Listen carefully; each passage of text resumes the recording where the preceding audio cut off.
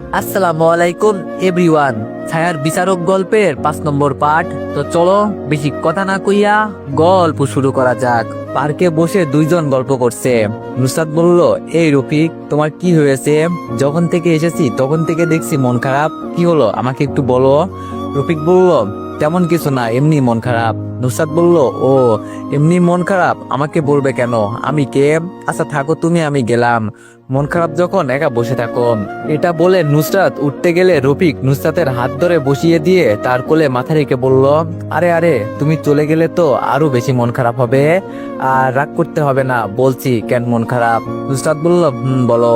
রফিক শুরু থেকে যা যা হয়েছে সব বলল নুসরাতকে। নুসরাত সব শুনে বলল, আরে তুমি কেমন বলিস? কিছু না জেনে নিজের ভাইকে কেউ এমন ভাবে বলে?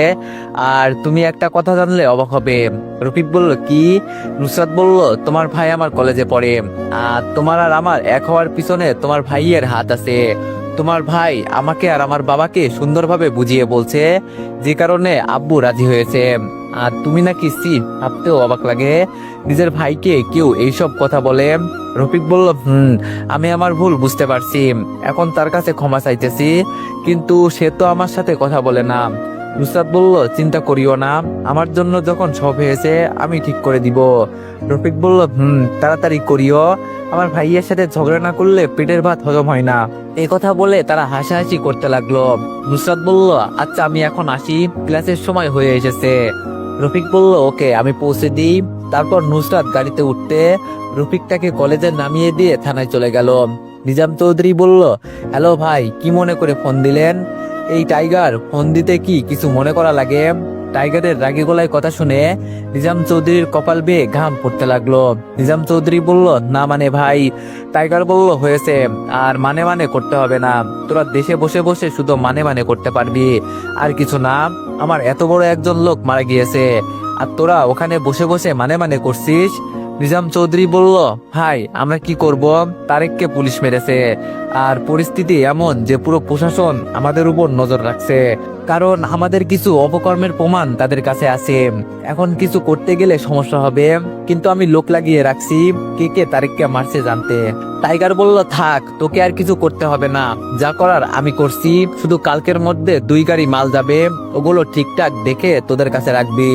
যদি পুলিশের হাতে পড়ে তাহলে সমস্যা হবে তোর। নিজাম চৌধুরী বলল, সমস্যা নাই ভাই, আপনি পাঠান, হেফাজতে আমি ডাকবো। এটা বলে ফোন কেটে দিল টাইগার। নিজাম চৌধুরী বলল, এই তোরা কে কোথায় আছিস? কালকের মধ্যে লোকজন বাড়া, কাল রাতে ভাইয়ের মাল আসবে, ওইগুলো ঠিকঠাক মতো আমাদের এইখানে আনতে হবে। Okay sir. এটা বলে ছেলেগুলো চলে গেল। এইদিকে রকি ও তার বন্ধুরা হাসপাতালে শুয়ে আছে। তখন রকির ফোনে একটা ফোন আসতে রকি কল ধরতেই, কিরে এমন ভাবে কে মারলো? কার তো সাহস? তুই শুধু নাম বল, বাকিটা আমি দেখবো। রকি বলল, আরে এটা একটা ছোট্ট বিষয়, আমরা সামনে নিতে পারবো। ছেলেটি বলল, তাহলে আজকে কেন নিতে পারলেন না? আমি আসতেছি, দাঁড়ান। অনেক্স হচ্ছে সবচেয়ে বিশ্বস্ত বুকমেকার, পিএইচডি এবং সিরিয়া এই অ্যাপের অফিসিয়াল পার্টনার। এই অ্যাপে আপনি cricket, football, tennis live match দেখে এবং তাদের ভবিষ্যৎবাণী করে সহজেই অর্থ উপার্জন করতে পারবেন। সেই সাথে বিএমডব্লিউ গাড়ি, আইফোন, ল্যাপটপ এবং আরো অনেক নগদ পুরস্কার জেতারও সুযোগ রয়েছে। এই অ্যাপটিতে আপনি ক্র্যাশ ক্রিস্টাল 21 ইত্যাদি গেম খেলে সহজেই আয় করতে পারবেন। আপনি বিকাশ, নগদ, রকেট, ব্যাংক, ক্রিপ্টো, পেপাল এবং অন্যান্য সহজ পদ্ধতির মাধ্যমে সহজেই আপনার জেতা টাকা তুলতে পারবেন। এখানে আপনি 24 ঘন্টা 7 দিন গ্রাহক সহায়তা পাবেন। তাই এখনই গুগলে অনেক সার্চ করে প্রথম ওয়েবসাইটে গিয়ে রেজিস্ট্রেশন করুন। আর হ্যাঁ, রেজিস্ট্রেশনের সময় আমার প্রোমো কোড VOTO7 ব্যবহার করে প্রথমবার ডিপোজিটে 20,000 টাকা পর্যন্ত পান। রকি বলল, আমি বলছি না কাউকে লাগবে না, আমি সব সামলে নিব। এক কথা বারবার কেন বলতে হয়? শুধু একটা কথা মনে রাখবি, ভাইয়া যেন জানতে না পারে আমাকে কেউ মারছে। ছেলেটি বলল, ওকে, কেউ জানবে না, সাবধানে থাকিয়েন, কখনো প্রয়োজন পড়লে ডাক দিয়েন, সাথে সাথে হাজির হব। রকি আচ্ছা বলে ফোন কেটে দিল। মনে মনে বলল, আবিরের বাচ্চা, তুই জানিস না কার সাথে তুই পাঙ্গা নিয়েছিস। তুই একটা মেয়ের জন্য আমাকে মারলি, তাই না? আমি দেখবো তুই ওই মেয়ের সাথে থাকিস কি করে। ভুল মানুষের ফান্দে পড়ে গেছিস আবির, ভুল মানুষের ফান্দে। এইদিকে আমরা বন্ধুরা একে একে সব ক্লাস শেষ করে ক্লাস থেকে বের হয়ে আড্ডা দিতে যাব। এমন সময় পেছন থেকে মেয়ে কণ্ঠে কেউ একজন ডাক দিল, আবির বলে। আমি পেছন ঘুরে তাকাতেই দেখি নুসরাত ভাবি। নুসরাত বলল, আবির এইদিকে আসো, কথা আছে। ভাবির কথা শুনে আমি ভাবির সামনে গেলাম। আমি বললাম, আপু, আমাকে কেন ডাকলেন? নুসরাত বলল, আপু কি ভাবি ডাকবা? ভাবি বলে ডাকবা আজ থেকে। আমি বললাম, জি ভাবি। এইদিকে তানিয়া ক্লাসরুম থেকে বের হয়ে আমাদের খুঁজতে লাগলো। তখন দূরে দেখলো আমি একটা মেয়ের সাথে দাঁড়িয়ে কথা বলছি। এটা দেখে তানিয়া রেগে আগুন হয়ে গেল। এইদিকে নুসরাত বলল, গুড বয়, এখন বলো তুমি তোমার ভাইয়ার সাথে অভিমান করে আসো কেন? জানো তোমার ভাইয়া অনেক কষ্টে আছে, অনেক মন খারাপ। আমি বললাম, তা উনি কষ্টে আছে বা মন খারাপ এইসব আমাকে কেন বলছেন ভাবি? নুসরাত বলল, তোমাকে বলবো না কেন, রফিক তো তোমার ভাই। আমি বললাম, সরি আপু, ওনাকে জিজ্ঞেস করিয়েন, এই কথাটা আমাকে না। নুসরাত বলল, আবার আপু বলছো কেন? তো আপনাকে আপু বলবে নাকি ভাইয়া ডাকবে? হঠাৎ একটু দূর থেকে মেয়ে কণ্ঠে কারণ এমন কথা শুনে আমরা দুজনেই পাশে তাকিয়ে দেখি তানিয়া রাগে গজগজ করতে করতে আমাদের দিকে আসতেছে। আমি তো তানিয়ার রাগ দেখে অবাক হয়ে আসি। এমনটা ভাবতে ভাবতে তানিয়া আমাদের সামনে আসতেই তানিয়া বলে উঠলো, আরে নুসরাত আপু তুমি? নুসরাত বলল, আমি। মনে মনে বললাম, দুইজনের কথা শুনতে আমি অবাক, তার মানে তারা একে অপরকে চেনে। আমি অবাক হয়ে একবার তানিয়ার দিকে অন্যবার নুসরাত ভাবির দিকে তাকাচ্ছি। তানিয়া তখন আমার দিকে রাগি চোখে তাকিয়ে বলল, আপু নিশ্চয় তোমাকে এই বেয়াদবটা জ্বালাচ্ছে, তোমার পিছনে ঘুরঘুর করছে। তানিয়ার কথায় আমি কিছু বলতে যাব, তার আগে তানিয়া আমাকে থামিয়ে দিয়ে বলল, আমি ঠিক আগে থেকেই বুঝতে পারছি তুই এমন একটা ছেলে। এইবার নুসরাত আপু তানিয়াকে থামিয়ে দিয়ে বলল, এই তানিয়া, কি আবল তাবল বলছিস? আবির আমাকে বিরক্ত করবে কেন? সে তো আমার দেবর, আমি তার সাথে কথা বলতে এসেছি একটা বিষয় নিয়ে। নুসরাত ভাবির মুখে দেবর কথাটা শুনে তানিয়া অবাক হয়ে বলল, কি? নুসরাত বলল, এইবার তানিয়া মাথা নিচু করে বলল, সরি আবির, আমি তো বুঝতে পারিনি। আমি মুখে একটা শুকনো হাসি দিয়ে বললাম, ইটস ওকে। নুসরাত বলল, মনে হয় তোমরা একে অপরকে চিনো, তবে তানিয়া আর আমার সম্পর্কে জানো না। ভাবির কথা শুনে জিজ্ঞাসা দৃষ্টিতে ভাবির দিকে তাকিয়ে রইলাম। আর ভাবি বলতে লাগলো, আবির, তানিয়া হচ্ছে আমার খালাতো বোন। আমি বললাম, ও তাই বুঝি, তাহলে আমরা সম্পর্কে বিয়ান লাগি, তাই না মিস তানিয়া? তানিয়া বলল, আমি বললাম, আচ্ছা ভাবি, তাহলে আসি কেমন, আমার একটা জরুরি কাজ পড়ে গিয়েছে। এটা বলে হাঁটা ধরলাম। নুসরাত বলল, আরে আবির দাঁড়াও, কথা তো শেষ হয়নি। আমার কাজ আছে বলে আর পিছনে না ঘুরে চলে যেতে লাগলাম। তারপর বন্ধুদের সাথে বিদায় নিয়ে বাড়ি চলে গেলাম। কমিশনার তার কেবিনে বসে কিছু ফাইল লিখছে। তখন তার ফোনটা বেজে উঠলো। ফোনের দিকে তাকিয়ে দেখে এটা মেজর নাসির উদ্দিনের কল।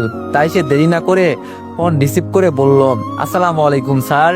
মেজর নাসির বলল, ওয়ালাইকুম আসসালাম আলতাব। শোনো আলতাব, তাড়াতাড়ি আর্মির হেডকোয়ার্টারে চলে আসো। রাকিব স্যার মানে সেনাপ্রধান জরুরি মিটিং এর ডাক দিয়েছে, তাড়াতাড়ি আসো। আলতাব বলল, আচ্ছা স্যার, আমি আসতেছি। এটা বলে ফোন কেটে কমিশনার গাড়ি নিয়ে বের হয়ে গেল। কিছুক্ষণের মধ্যে আর্মির হেডকোয়ার্টারে পৌঁছে গেল। তারপর মিটিং রুমে ঢুকে দেখে সবাই বসে আছে, কিন্তু সেনাপ্রধান এখনো আসেনি। কমিশনার সবার সাথে কুশল বিনিময় করে তার জায়গায় বসতেই সেনাপ্রধান রাকিব চলে আসলো। এখন সবাই তাকে দাঁড়িয়ে সম্মান করলো। রাকিব বলল, আপনারা সবাই এখন বসেন। এখানে আপনাদের ডাকা হয়েছে কারণ আমাদের কাছে খবর এসেছে আমাদের দেশে টেরোরিস্ট হামলা করবে। তাই আমাদের দায়িত্ব হলো এই হামলা রুখে দেওয়া, তাদেরকে ধরা। আর এইসব করছে টাইগার, আন্ডারওয়ার্ল্ডের মাফিয়া কিং। মেজর বলল, আচ্ছা স্যার, আমরা তার পরিকল্পনা না রুখে তাকে ধরলেই তো হয়। রাকিব বলল, তাকে ধরা সহজ হলে তো আর এটা বলতাম না নাসির। কমিশনার বলল, স্যার, এখন তাহলে আমার কাজ পুরো শহরে নজরদারি বাড়ানো। রাকিব বলল, আর মেজর সাহেব, আপনার কাজ তো আপনি ভালো করে জানেন। মেজর বলল, স্যার। রাকিব বলল, আচ্ছা, ওই দিন এজেন্ট নিয়োগে কয়জন নিয়েছেন? মেজর বলল, স্যার, 5 জন নিয়েছি, তারা এখন কাজেও লেগে পড়েছে। রাকিব বলল, গুড, একটা কাজ করিও, ওদের 5 জন সহ যারা পরীক্ষা দিয়েছে তাদের ফাইল আমার অফিসে পাঠিয়ে দিও।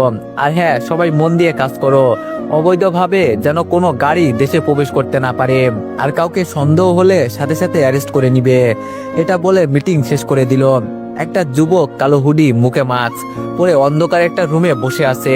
সামনে আছে একটা ল্যাপটপ, সেটাতে কি যেন করছে আর মুস্কি মুস্কি হাসতেছে। যার হাসিতে আছে একটা রহস্য, যে রহস্য উদ্ঘাটন শুধু সে নিজেই করতে পারে। তখনই তার টেবিলে থাকা ফোনটা বেজে উঠলো।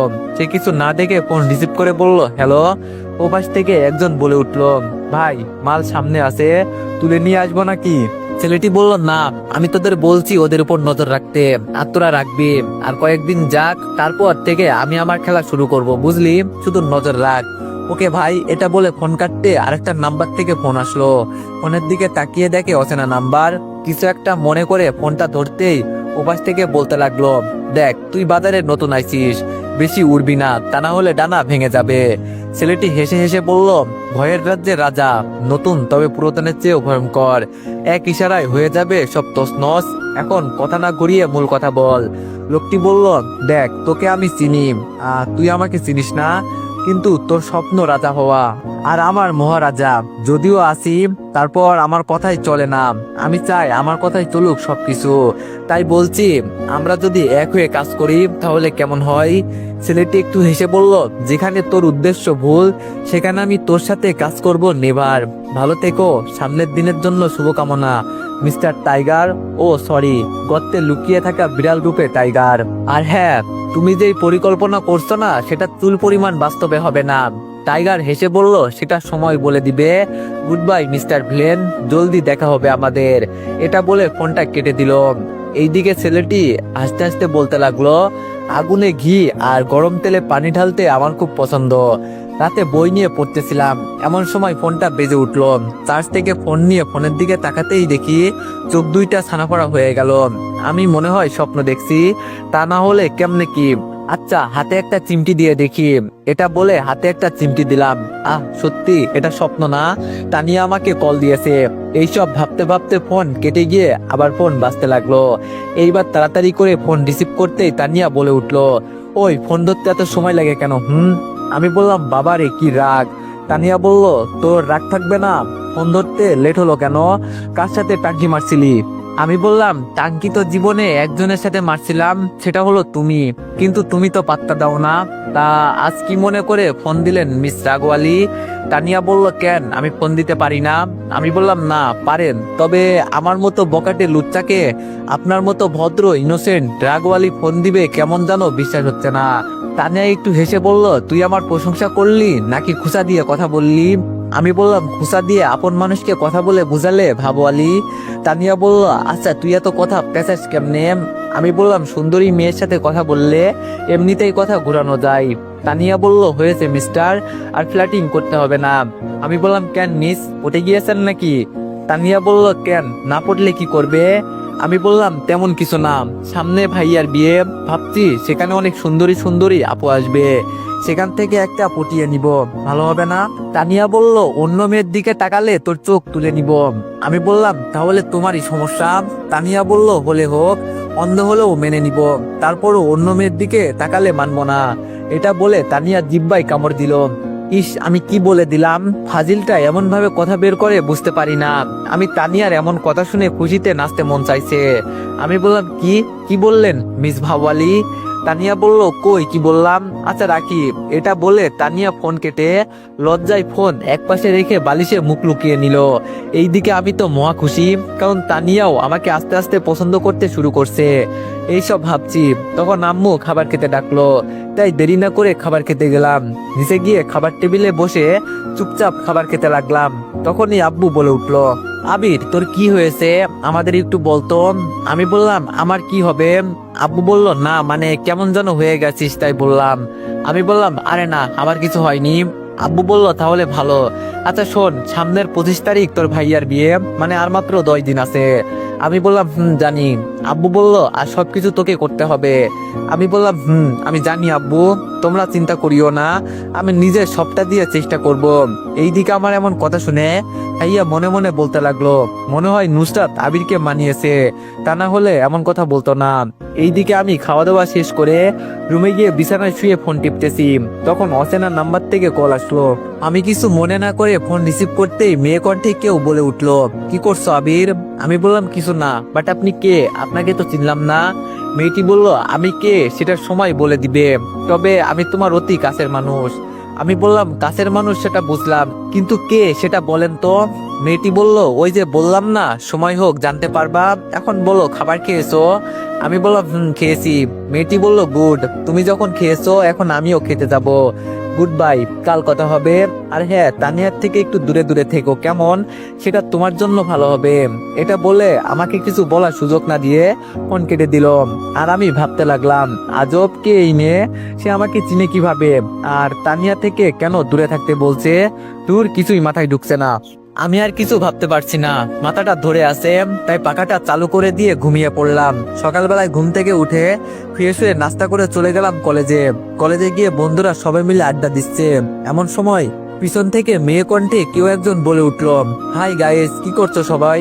উক্ত কথাটা শুনতে পিছনে ঘুরতে আমরা বলে উঠলাম, আরে আরোহী যে এতদিন পর কলেজে, সেই দিনের পরে কি ছেলেগুলো আর বিরক্ত করছে?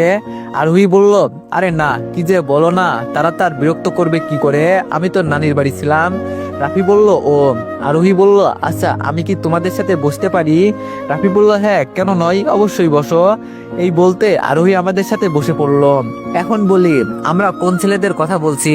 আসলে কলেজে প্রথম দিন আমরা কয়েকটা ছেলেকে মারছিলাম, তার কারণ ছেলেগুলো আরোহীকে বিরক্ত করছিল। আর তাছাড়া আরোহীকে আরো আগে থেকেই চিনি আমরা, কিন্তু তেমন কথা বলতাম না। সেটা হলো, আরোহী আমার আব্বুর বন্ধুর মেয়ে, মোফাজ্জেল আঙ্কেলের মেয়ে, অনেক বড় লোক তিনি। যাই হোক, চারজন মিলে আড্ডা দিচ্ছি, এমন সময় তানিয়াকে দেখলাম কলেজে আসতে।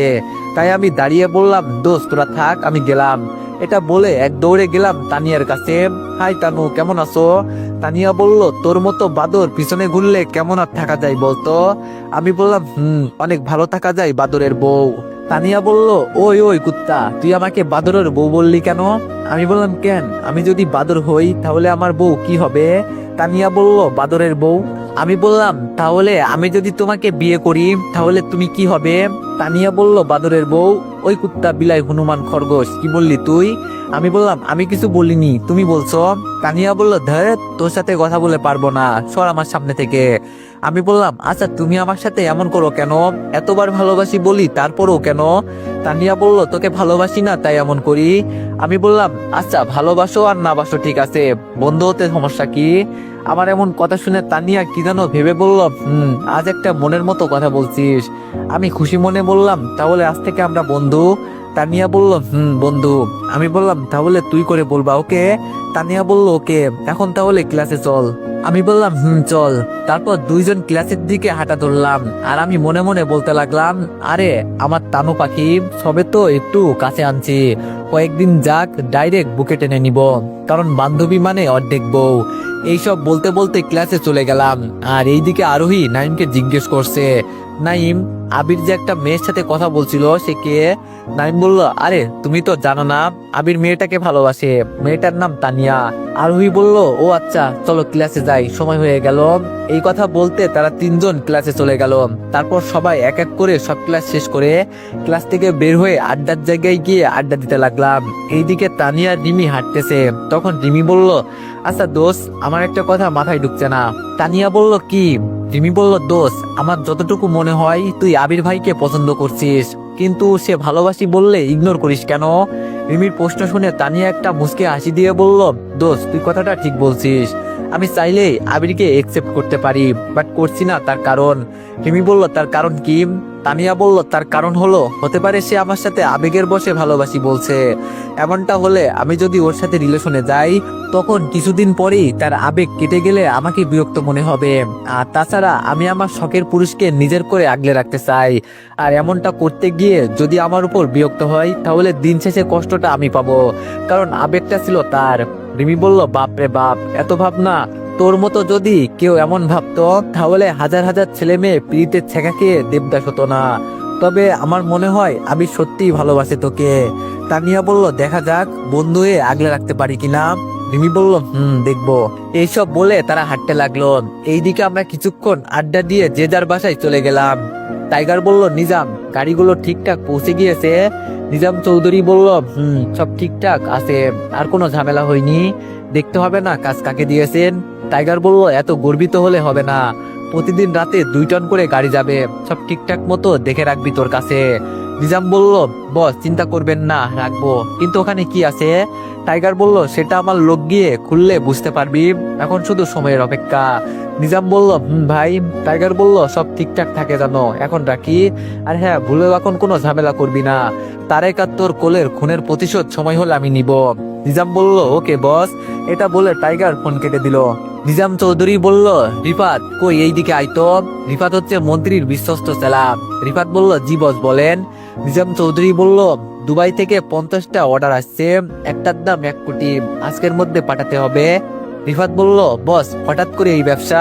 আপনার ভাই নাসিম এই ব্যবসার জন্য আর 6 বছর আগে মারা গিয়েছে, আর এটা আপনি করতে যাচ্ছেন?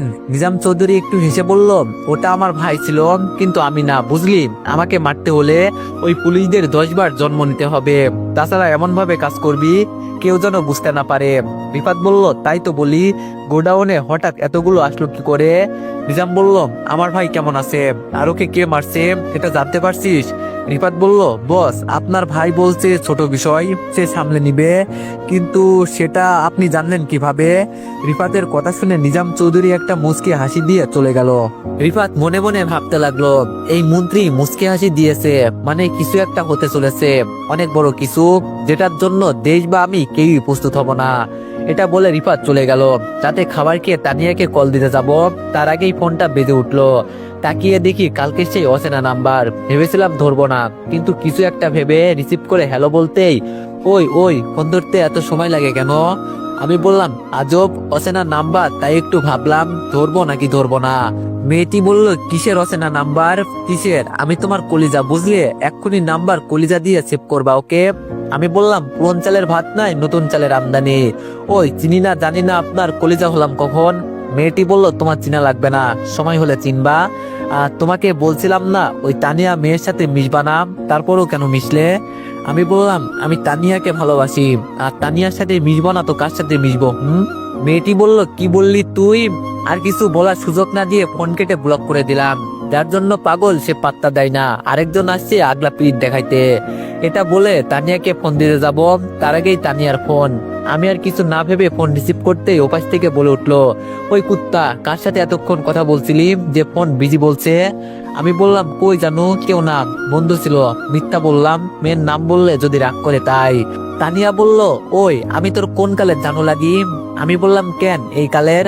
তানিয়া বলল, আবির, এখন কিন্তু বেশি হচ্ছে, এমন করলে আর কথা বলবো না। আমি বললাম, আচ্ছা আচ্ছা, আর এমন করবো না। তানিয়া বলল, গুড বয়, এখন কি করছিস? আমি বললাম, না পাওয়া ভালোবাসার সাথে কথা বলি, যেটা অনেক কাছে থেকে অনেক দূরে। তুমি কি করছো? তানিয়া বলল, আমি একটা লুচ্চা বাদরের সাথে কথা বলি, যেটা সারাদিন মেয়েদের সামনে লাফাই। আমি বললাম, মোটেও না, আমি সব মেয়েদের পিছনে ঘুরি না, তুমি বাদে। তানিয়া বলল, জানি, বাদর একটা। আমি বললাম, বাদরানি একটা। এইভাবে দুষ্টু মিষ্টি কথা বলে ফোন রেখে ঘুমিয়ে গেলাম। রাত 3টা সুই সুই, নীরবতা বিরাজমান করছে চারিদিকে, ঝিঝি পোকার আওয়াজ ছাড়া কিছুই শোনা যাচ্ছে না। একটা অন্ধকার রুম, তার মাঝে বড়বড় জ্বলছে একটা লাইট, আর তার নিচে অজ্ঞান সাথে বাঁধা অবস্থায় বসে আছে 3টা ছেলে, নাক মুখ দিয়ে ফুটা ফুটা ঝরছে রক্ত। তো এভরিওয়ান, সবাই নেক্সট পার্টের জন্য 500+ কমেন্ট করে দিও, আর সবাই একটু বেশি বেশি লাইক করে দিও। ধন্যবাদ।